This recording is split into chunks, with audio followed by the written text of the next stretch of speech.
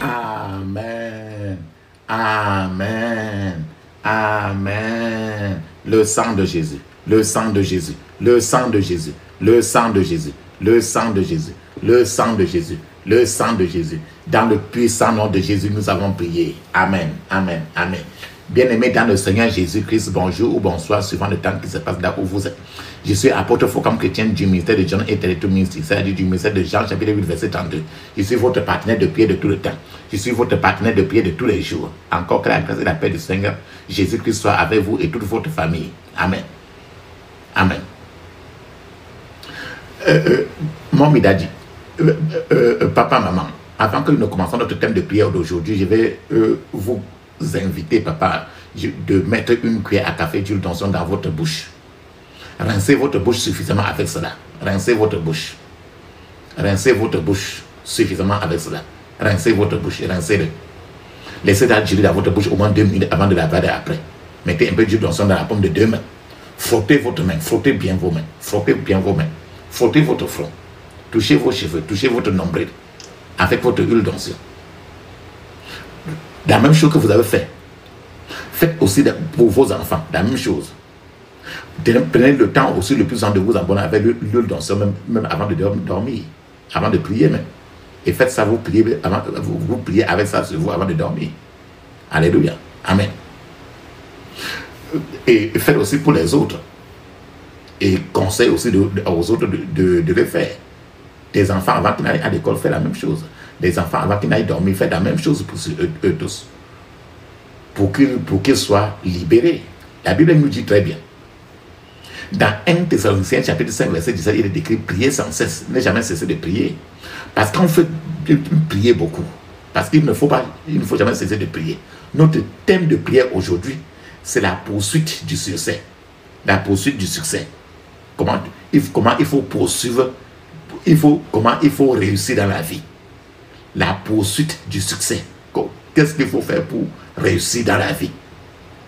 À ce niveau, je vais partager avec vous 1 Samuel chapitre 30 verset 1 à 8. Il est écrit, je cite, lorsque David arriva le 3e jour à Tsilak avec ses gens, les Amalécites avaient fait une invasion dans le Midi et à Tsilak.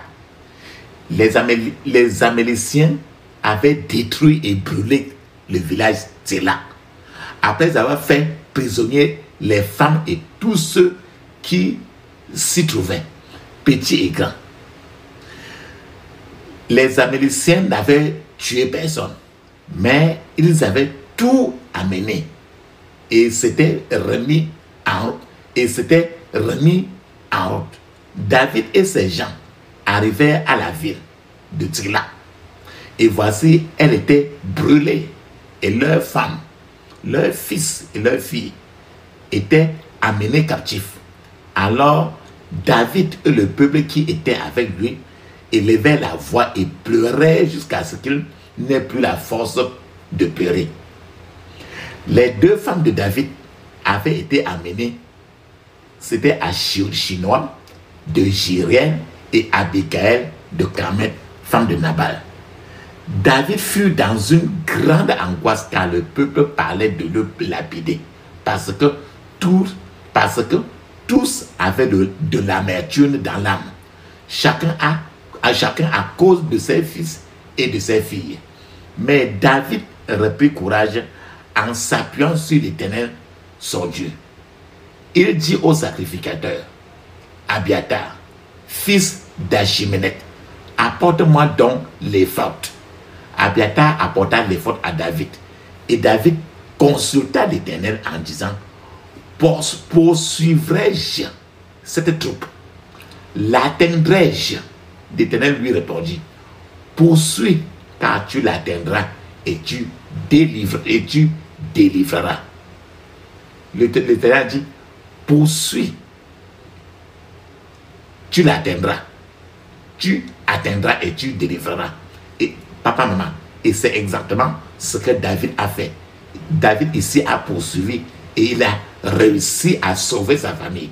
C'est pour ça que notre titre aujourd'hui, de notre prière aujourd'hui, c'est poursuivre et avoir le succès. Donc, qu'est-ce que signifie poursuivre? Qu'est-ce que signifie poursuivre? Poursuivre quelqu'un pour le dépasser. Poursuivre, c'est poursuivre quelqu'un parce que tu veux le dépasser. Poursuivre, c'est suivre agressivement. Suivre agressivement. Poursuivre, c'est viser avec le but, avec le plus grand, avec la plus grande concentration. Poursuivre, c'est courir après quelque chose avec l'intention de dépasser. Parce que tu es en train de poursuivre quelque chose et tu veux atteindre et dépasser même. Courir après avec l'intention de dépasser. Donc, le succès que tu vois là n'est pas une chose stationnaire. Ce n'est pas sur place. Le succès est dynamique. Le succès n'attend personne. Le succès est comme un tigre qui court, qui saute en courant. Le succès est comme un tigre, le tigre qui saute en courant. Si vous devez attraper la queue d'un tigre, d'un tigre qui bondit, et que vous voulez attraper la queue pour le dépasser même, vous devez d'abord poursuivre le tigre et pouvoir attraper sa queue. Comme ça, vous pouvez le tirer par derrière et le chevaucher. David a récupéré tout ce qu'il avait perdu. Et David a gagné beaucoup, plus parce qu'il a poursuivi. David a eu un problème. Il s'est rendu compte qu'on a remporté tout. On est venu dévaliser tout dans la maison. Il a poursuivi les voleurs, les Amélécites. Il a poursuivi, il les a attrapés, il a récupéré tout. De nombreuses autres percées se présenteront à nous si nous décidons aussi de poursuivre ces percées. David a poursuivi, il a attrapé, il a récupéré beaucoup. Donc, papa, maman, poursuivez vos objectifs. Si vous voulez réussir dans la vie, poursuivez votre objectif. Votre objectif, si vous voulez réussir dans la vie. Quand je dis objectif maintenant, je vais partager avec vous 7 choses à poursuivre dans la vie. Il y a 7 choses à poursuivre si vous voulez réussir dans votre vie. La première des choses, c'est que vous devez avoir un objectif. Votre objectif. Vous devez poursuivre votre objectif. Il y a un objectif, vous devez le poursuivre. C'est la première des choses. Je dis ça. Quand je dis objectif, qu'est-ce qu'un objectif? Votre objectif est votre conviction de votre direction. Que tu es convaincu que je suis en train de partir de cette direction. Et tu ne tournes plus à gauche ou à droite. Votre objectif est votre intention initiale. D'être là où vous êtes là sur la terre. C'est la raison pour laquelle tu es là. Ton intention pour laquelle tu as déclenché le dossier. Et la raison pour laquelle tu es sur la terre. Lorsque Dieu vous a créé, Dieu avait une intention initiale pour ta propre vie. Le problème survient lorsque vous ne remplissez pas l'intention initiale de Dieu Tout-Puissant. La vérité sur la vie est que vous n'êtes aussi fort que votre objectif. Et la forme la plus courante de stupidité, d'imbécilité dans laquelle quelqu'un peut s'engager dans ce monde est d'être dans une situation et d'oublier encore son objectif même sur la terre. Son objectif qui est en le poursuivre. Donc poursuivre votre objectif n'est pas à quel point vous êtes occupé qui compte. Donc quand tu vois quelqu'un qui est trop occupé là, ça ne veut pas dire qu'il a de poursuivre son objectif. Donc être trop occupé et poursuivre un objectif, c'est deux choses différentes. La question est, pourquoi êtes-vous occupé? Pose-toi cette question. Si tu es trop occupé, tu es trop occupé à poursuivre ton objectif. Je vous donne un exemple. Un moustique, tu connais les moustiques ou non? Les mosquitos, oui, les mosquitos. Un moustique est un insecte. Quand tu vois les moustiques, ils sont toujours, c'est un insecte trop occupé. Et quand tu vois l'abeille, une abeille est également un insecte trop occupé. Il est trop occupé. Les moustiques sont trop occupés. Mais les gens aiment et préfèrent l'abeille. Parce que l'abeille leur donne de miel. Le miel que toi et moi, nous amons, nous aimons, nous consommons dans notre vie. Les gens préfèrent l'abeille. Parce que l'abeille donne le miel. Mais partout où vous voyez un moustique, la seule intention qui est dans votre tête, c'est de le tuer. Tous les deux, l'abeille et le moustique, ils sont très occupés. Et ils font tous les mêmes bruits. Mais l'autre est négatif. Et c'est quelque chose qu'il ne faut pas rester là-dessus. Mais l'abeille, chacun va préparer. L'abeille qui est trop occupée fait de bruit, mais tu préfères le miel qu'il a. Le moustique, il est là, mais pour te tuer.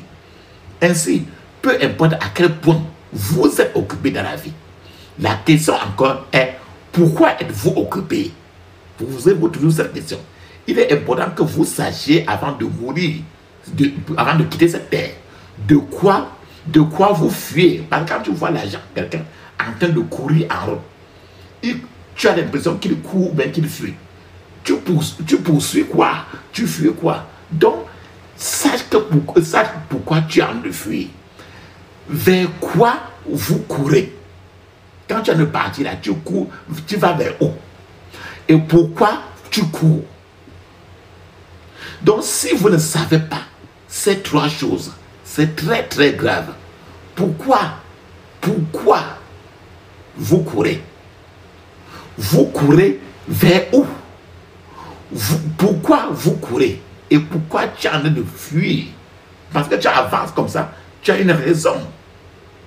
Pourquoi votre objectif, si vous poursuivez votre objectif, papa, maman, si vous voulez réussir dans la vie, il faut poursuivre l'objectif. Trop de gens se sous-estiment eux-mêmes beaucoup. Ils se disent qu'ils ne peuvent pas. Beaucoup n'ont pas du tout foi en Dieu. Beaucoup manquent totalement de confiance en leur capacité à accomplir. Si vous avez un objectif, vous aurez une personnalité. Donc quand vous n'avez pas d'objectif dans la vie, vous n'avez plus de personnalité. Selon Deutéronome 28, verset 13, il est écrit: l'Éternel fera de toi la tête et non la queue. Tu seras toujours en haut et tu ne seras jamais en bas. Donc, quand le Seigneur dit qu'il va faire de toi la tête et non la queue, ça veut dire que tu es censé être la tête et non la queue. Donc, d'une manière ou d'une autre, tu es le chef de quelqu'un. Tu devais être le chef de quelqu'un. Moïse s'en est tenu à son objectif. Tu te rappelles de Moïse dans la Bible. Dans Exode verset 3, verset 10, Exode 3, chapitre 10, il est écrit: maintenant va, je t'enverrai auprès de Pharaon, et tu feras sortir d'Égypte mon peuple, les enfants d'Israël. Donc, regarde comment Dieu est en train de donner ce que Moïse va courir. Il dit que va, je t'enverrai auprès de Pharaon, et tu feras sortir d'Égypte mon peuple, les enfants d'Israël. Donc, c'est dans ce but que j'étais suscité pour conduire mon peuple hors de la servitude. Moïse s'est tenu à cet objectif. L'objectif de Moïse était de libérer le peuple d'Israël. Tu dois te décider, papa, maman, surtout que la fin des temps est en train de toucher à la fin. On est en train de courir vers la fin des temps. Un homme sans objectif n'a aucun pouvoir. Un homme avec un objectif ne se suicide jamais. Parce que tu as un objectif à courir. Et tu es tellement occupé à poursuivre ça que toute ta tête n'est que sur ça. Tu dois planifier ton travail. Tu dois élaborer ton plan. Car un homme qui a échoué n'a jamais planifié. Papa, maman, priez pour te mettre en position. Priez aujourd'hui pour que Dieu te remette maintenant dans ta roue, afin de pouvoir être à la hauteur de tes capacités. Si tu as perdu ta route même dans les décisions de ta vie, aujourd'hui, dans la prière d'aujourd'hui, tu vas prier, le Seigneur va te remettre sur la route, sur ce que tu devais faire, sur la terre. Réalise aujourd'hui la puissance et ce que Dieu a investi dans ta propre vie. Nous savons par l'étude qu'un homme moyen n'utilise que 10% de ce que Dieu a déposé dans sa vie. Beaucoup de gens aujourd'hui mangent leur pain quotidien. Ils gagnent leur pain quotidien avec seulement les 10% de leur capacité mentale. Ce que tu gagnes là, beaucoup de gens comme ça là, gagnent leur pain quotidien comme ça, en utilisant rien que les 10% de leur capacité mentale. Mais tu dois rendre compte des 90% de tes capacités mentales qui t'a donné et qui sont encore endormies, qui sont enterrées à l'intérieur de toi. Beaucoup d'étudiants même à l'université n'ont pas d'objectif clair dans leur vie. En tant qu'étudiant à l'université, papa, maman, frère et soeur, si tu es étudiant dans une université, quel est ton but? Est-ce que ton but est de venir avoir les shows de filles ou bien les shows gars, de jouer et de prendre l'alcool, de vous amuser, de blaguer ou bien de faire des affaires? Ce que les gens devraient faire dans un endroit, par exemple, comme l'université, c'est de faire face à leurs études, avoir des objectifs très clairs sur les études. Lorsque les gens font autrement, ces gens finissent par aller à l'école, finalement, en vain, pour rien. Si vous n'avez pas de but, d'objectif, vous perdez votre repère sur le marché de la vie. Il faut marcher avec un objectif. On dit que si vous poursuivez deux rats à la fois, quand tu poursuis deux rats à la fois, deux choses à la fois, vous n'en attraperez aucun des deux rats. Quel est le but du fait que tu vas à l'église? Est-ce que tu vas à l'église pour bavarder? Est-ce que tu vas à l'église pour perdre ton temps? Ou pour faire des affaires? Ou bien pour chercher les choses de filles, les choses de gars? Ou bien chercher les mauvais amis? Ou bien pour aller au paradis? Si vous ne pouvez pas, si vous ne poursuivez pas votre objectif, l'objectif divin, l'objectif céleste, vous décevez, vous êtes en train de décevoir Dieu. Papa, maman, plus vous mettez en œuvre votre imagination pieuse, plus vous produirez de nouvelles choses. Allez, amen. Je vous ai dit qu'il y a 7 choses à poursuivre. La deuxième chose aujourd'hui, c'est poursuivre. Il faut un objectif. Un objectif. Vous devez savoir où vous allez. Sinon, vous serez perdu. Les grands hommes atteignent leurs objectifs parce qu'ils peuvent les identifier et les poursuivre. Si vous voulez viser une cible, la première chose à faire est d'identifier d'abord cette cible-là. Cela signifie que vous devez décider de ce que vous voulez atteindre et le poursuivre avec persistance. Vous devez continuer à travailler pour atteindre votre objectif. Quelles que soient les déceptions, vous devez continuer à travailler pour atteindre votre objectif.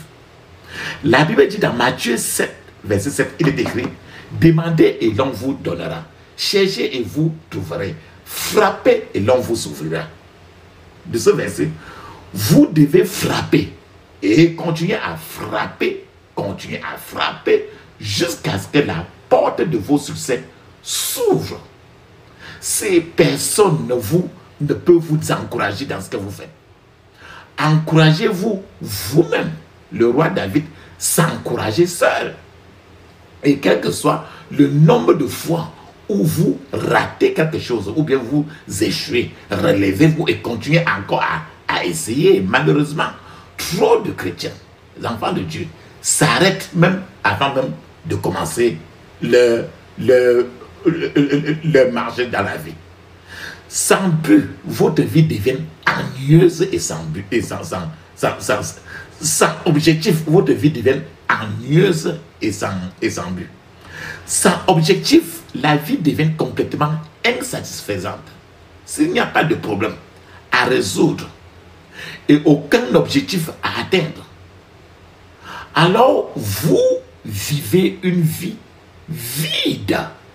Vous devez vous imaginer dans l'esprit pour savoir quel genre de personne vous voulez devenir. Vous devez apprendre à dire non aux tentations de la vie qui vous empêcheront de poursuivre votre objectif. Le but de Jésus-Christ était de venir sur la terre, de mourir. Le but, l'objectif de Jésus-Christ était de venir sur la terre, de mourir sur la croix pour la rédemption de l'humanité. Le diable est alors venu et a dit à Jésus-Christ, Matthieu 4,9, je te donnerai toutes ces choses si tu te prosternes et m'adores. Le diable est venu et le diable essaie ainsi de détourner Jésus-Christ de son objectif pour lequel il est sur la terre. C'est pour ça que je vous ai dit que vous devez apprendre à dire non aux tentations qui vous empêcheront de poursuivre votre objectif. Alors, quand tu regardes aussi l'apôtre Paul lui-même, dans Philippiens chapitre 3, 13 à 14, il a dit, frère, je sais que je n'ai pas encore atteint le but. Mais il y a une chose que je fais toujours, j'oublie les choses passées. J'essaie autant que je peux d'atteindre le but qui est devant moi. Je continue à essayer d'atteindre le but et d'obtenir le prix. Il dit, continue à essayer. Donc, ce qui fait que tu rates, tu recommences, tu rates, tu recommences. Bien-aimé, papa, maman, gardez à l'esprit que l'argent n'est pas le succès. L'argent, ce n'est pas parce que vous avez l'argent que vous avez réussi dans votre vie. Non. Tu peux éviter des milliards. Ça ne veut pas dire que tu as réussi. Non. Amen. Troisième chose que nous avons dit que je vais citer cette chose. Maintenant, la troisième chose que nous devons poursuivre dans la vie, vous devez poursuivre de bonnes imaginations. Bonnes imaginations. Et non les mauvaises imaginations. Pourquoi il dit ça? Philippiens chapitre 4, verset 8 dit, au reste, frère, que tout ce qui est vrai, tout ce qui est honorable, tout ce qui est juste, tout ce qui est pur, tout ce qui est aimable, tout ce qui mérite l'approbation, tout ce qui est digne de louange, soit l'objet de vos pensées. Ici, papa, maman, j'ai dit, au reste, frère, que tout ce qui est vrai, 1, tout ce qui est honorable, 2, tout ce qui est juste, 3, tout ce qui est pur, 4, tout ce qui est aimable, 7, tout ce qui mérite l'approbation, 6, tout ce qui est digne de louange, 7, soit l'objet de vos pensées. Donc, tout ce qui est contraire à ces 7 choses que j'ai énumérées finira par contrecarrer votre destin sur la place du marché de la vie. En parlant des bonnes imaginations, quand on dit bonnes imaginations, n'importe qui doit parler, chacun doit penser toujours à ce qui vient dans ta tête. C'est ça qu'on appelle l'esprit humain. Je vais vous parler un peu de l'esprit humain, ce qui vient dans la tête le plus souvent. Le pouvoir de l'esprit humain, le mental, le pouvoir de l'esprit humain, le mental de quelqu'un. Votre esprit atteint des sommets impossibles, même assis dans votre salon, dont la réflexion de l'être humain est très géniale. L'esprit humain est excessivement génial. Votre esprit peut trouver des solutions à des problèmes que l'esprit des autres ne peut pas résoudre. Votre esprit a la capacité de se concentrer. Votre esprit a la capacité d'observer quelque chose. Votre esprit a la capacité de se souvenir de quelque chose. Votre esprit a la capacité de raisonner. Votre esprit a la capacité de juger. Votre esprit a la capacité d'associer et de créer de nouvelles solutions. C'est le pouvoir que Dieu a donné à l'esprit de l'être humain. C'est pourquoi la Bible dit dans 2 Corinthiens 10, verset 4 à 5, il dit que les armes avec lesquelles nous combattons ne sont pas charnelles, mais puissantes par Dieu pour renverser les forteresses et renverser toute imagination. Donc, si l'imagination n'était pas puissante ou forte, Dieu ne dirait pas que nous devons la renverser. Donc, renverser, on renverse quelque chose qui est très solide. Donc, sans l'imagination, l'homme ne serait rien de plus qu'un animal primitif. Donc c'est ton imagination qui fait de toi une différence entre toi et un animal, entre nous et les animaux. Tout ce que vous voyez autour de nous aujourd'hui a d'abord existé dans l'imagination de quelqu'un. Tout ce qui est autour de toi. Ça a d'abord existé, ça a d'abord existé en sous forme d'imagination dans la tête de quelqu'un. Ces choses sont passées du niveau de l'imagination au niveau de la pensée. Puis, du niveau de la pensée, c'est passé au niveau de l'action. L'action a eu lieu avant que les choses ne prennent forme. C'est l'imagination qui déclenche alors l'action. Donc, papa, maman, une bonne imagination vous guidera vers l'atteinte de votre destinée divine. Une bonne imagination dans votre tête, une bonne imagination ne vous permettra pas non plus d'accepter l'endroit où vous êtes comme votre arrêt bus final. Quand tu réfléchis, tu dis que le niveau où j'ai atteint aujourd'hui, est-ce que c'est mon niveau que j'ai atteint, que Dieu m'a envoyé sur la terre à faire? Non. Plus vous mettez votre imagination pieuse, une imagination qui vient du ciel, à l'œuvre, plus vous produirez de nouvelles choses. Pour améliorer votre vie par l'armure de la foi, vous devez vous imaginer à la place des autres. Mettez-vous toujours à la place des autres. Ne voyez pas la façon dont vous êtes maintenant. Voyez-vous dans une humeur différente. Et plus vous travaillez, parlez et agissez dans cette position dans laquelle vous vous imaginez, plus vous vous éloignez de la position négative. C'est une position, je répète encore, plus vous travaillez, vous parlez, vous agissez dans cette position positive dans laquelle vous vous imaginez, plus vous vous éloignez de la position négative. Beaucoup de gens sont vaincus par exemple, dès le matin, très tôt le matin, sur leur lit. Dès que les gens se lèvent, le diable, par exemple, te dit, par exemple, que toi, tu es parti au marché l'autre hier, là. Tu as vendu combien? Eh bien, non. Et te voilà que tu t'es levé ce matin. Et tu vas encore au même endroit. Tu n'es qu'un pauvre. Regarde ta vie. C'est mieux que vraiment que tu te suicides pour mourir. Frère, ça c'est le diable qui envoie comme ça des mauvaises imaginations. Écoutez ce type de discours qui vient du diable et qui influence notre imagination, c'est écouter l'imagination négative. C'est pourquoi l'inquiétude c'est l'imagination à l'inverse. Quand quelqu'un est dans des soucis ou quelqu'un est inquiet, c'est une imagination à l'inverse. L'inquiétude est une façon de penser négative. Quand quelqu'un est dans des soucis, ça veut dire que c'est quelqu'un qui est dans des imaginations, dans des pensées négatives. Elle ne résout jamais aucun problème. Les pensées négatives ne résout jamais aucun problème. La peur aussi peut aussi ruiner quelqu'un. La peur contamine l'esprit de quelqu'un, les pensées de quelqu'un. La quatrième chose que je vous dis que nous pouvons poursuivre, c'est poursuivre la persévérance, persévérer. La persévérance et les prières donnent la paix. Nous avons dit aujourd'hui que prier sans cesse. N'abandonnez jamais tant que tant que vous savez que vous avez raison.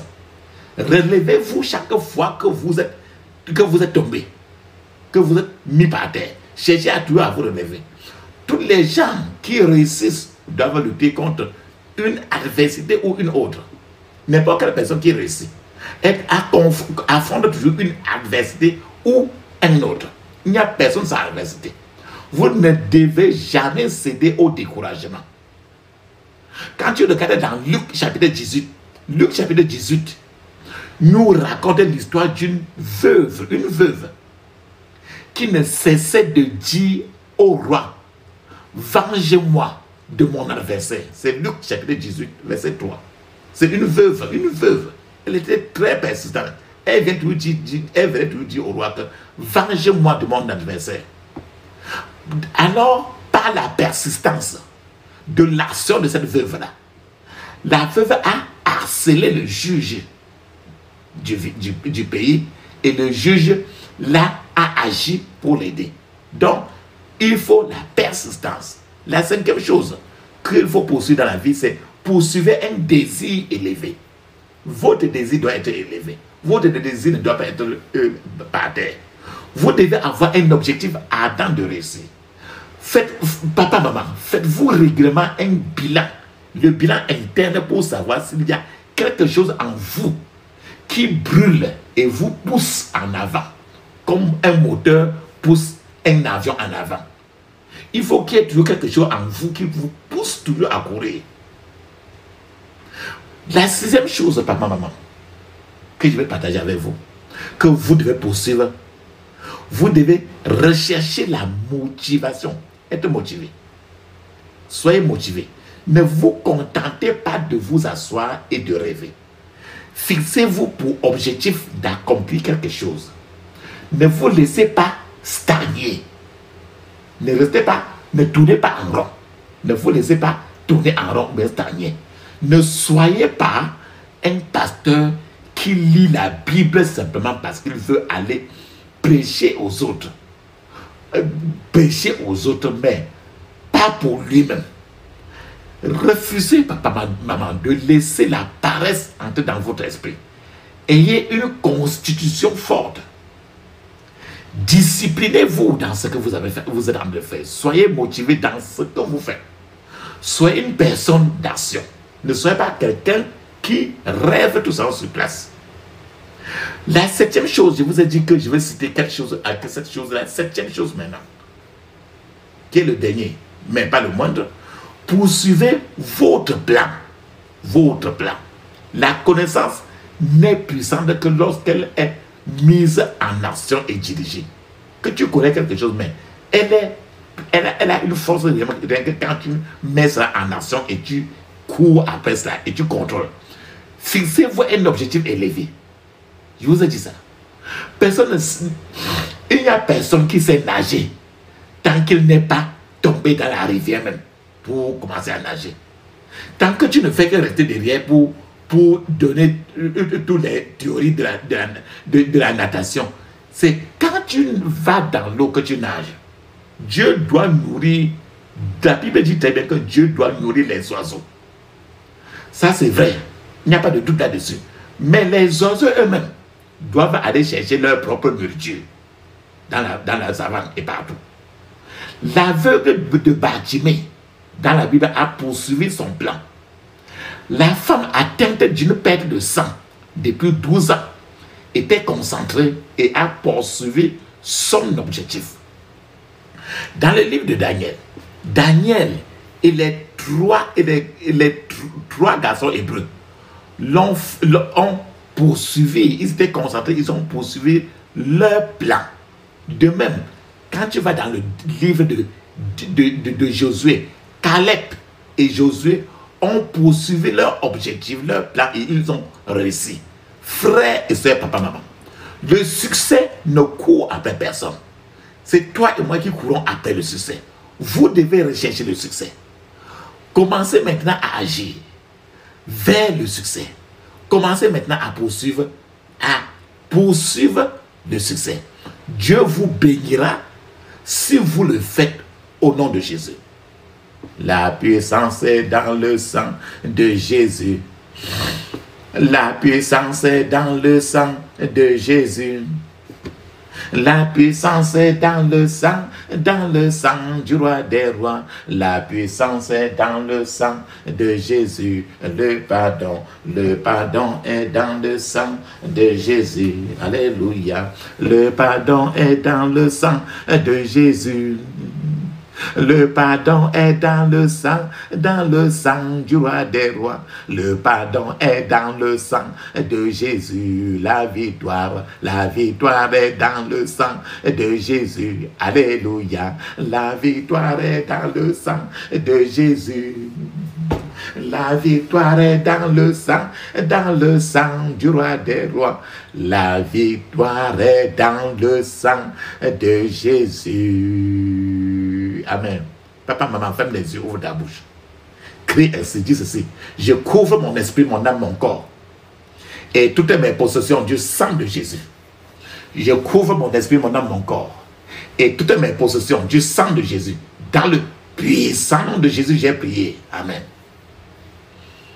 Je vous ai dit que votre vie ne doit pas stagner, ne doit pas être tournée en rond. Ferme tes yeux, dis ceci. Tout pouvoir négatif qui fait stagner ma vie, tout pouvoir négatif qui fait stagner ma vie, meurt au nom de Jésus. Meurt au nom de Jésus. Meurt au nom de Jésus. Dans le puissant nom de Jésus, j'ai prié. Amen. Est-ce que tu veux que ton destin, quand tu ne poursuis pas quand tu ne poursuis pas le succès, ça veut dire que ton destin est un destin de la friperie. Ce qu'on appelle friperie, c'est le destin de seconde main. Tu connais les objets de seconde main qu'on a déjà utilisés, non? Est-ce que tu veux que ton destin soit quelque chose de seconde main? Non. Il faut que tu poursuives ton destin originel que Dieu t'a envoyé sur la terre à faire.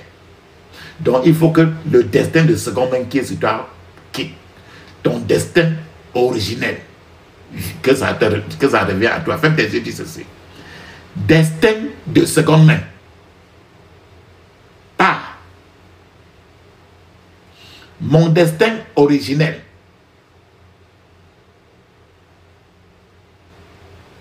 Viens à moi, au nom de Jésus. Destin de seconde main. Part.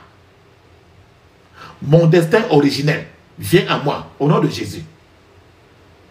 Destin de seconde main. Part.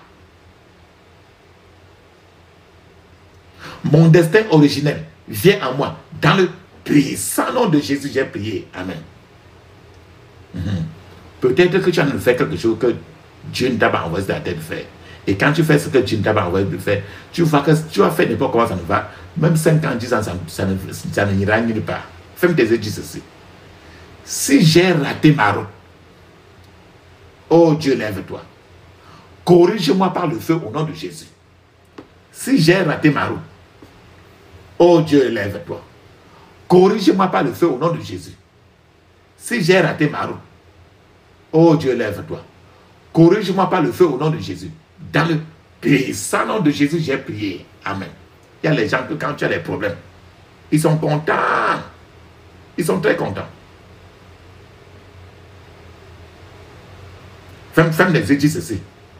Tous ceux qui se réjouissent de mes problèmes.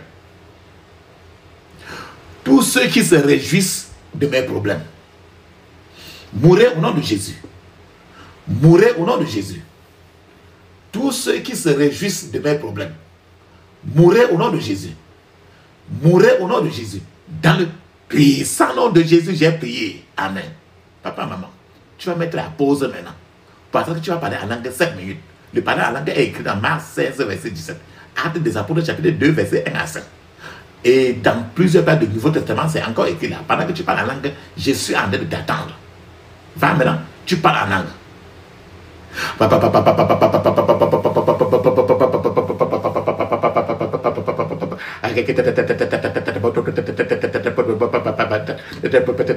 Dans le puissant nom de Jésus, nous avons prié. Amen. Amen. Amen. Ça, c'est très bien. Ferme tes yeux. Ouvre ta bouche. Tu te rappelles. C'est le roi David.